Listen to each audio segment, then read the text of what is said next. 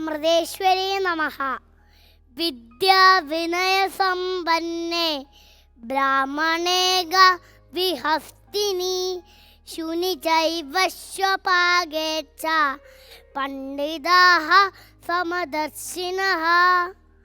ശ്രീമദ് ഭഗവത്ഗീതയിലെ 5-ാം അധ്യായം കർമ്മസന്യാസ യോഗത്തിലെ 18-ാമത്തെ ശ്ലോകമാണ് ഇത്. ബ്രഹ്മമാണ് പ്രപഞ്ച ദൃശ്യങ്ങളിലെല്ലാം കാരണമെന്ന് അനുഭവങ്ങൾ കൊണ്ട് തെളിഞ്ഞ ആളാണ് ജ്ഞാനി. വിദ്യയും വിനയവുമുള്ള ഒരു ബ്രാഹ്മണനെ കണ്ടാലും ആണെ കണ്ടാലും പശുവിനെ കണ്ടാലും പട്ടിയെ കണ്ടാലും എന്തിനു പറയണു പട്ടിമാംസം ഭക്ഷിക്കുന്ന ചണ്ടാലിനെ കണ്ടാലും അവരിലെല്ലാം ബ്രഹ്മത്തെ ദർശിക്കാൻ ജ്ഞാനികൾക്ക് കഴിയും.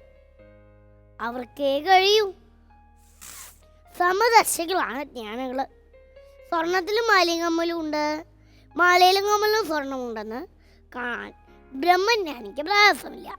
അതായത് മണ്ണിൽ കുടവും കുടത്തിൽ മണ്ണും അവർ ദർശിക്കും എന്ന് സാരം.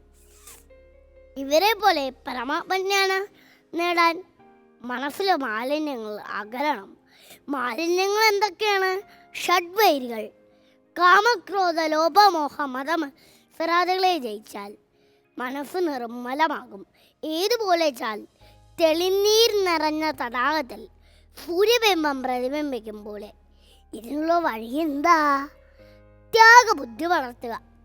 കർമ്മങ്ങൾ ഈശ്വരനിൽ അർപ്പിച്ച് ചെയ്യണം. അതായത് ഫലേച്ഛ കൂടാതെ കർമ്മങ്ങൾ അനുഷ്ഠിക്കണം. സുരംഗങ്ങളെ സമമായി കണ്ട് കർമ്മങ്ങൾ ചെയ്യുക. കർമ്മങ്ങൾ ധർമ്മങ്ങളാക്കുക. അങ്ങനെ പലകാലം കർമാനുഷ്ഠാനം ചെയ്യുമ്പോൾ മനസ്സ് പ്രസന്നമാകും. ഉടൻ തന്നെ ജ്ഞാനസിദ്ധിയും വരും. ഓം അമൃതേശ്വരി നമഃ.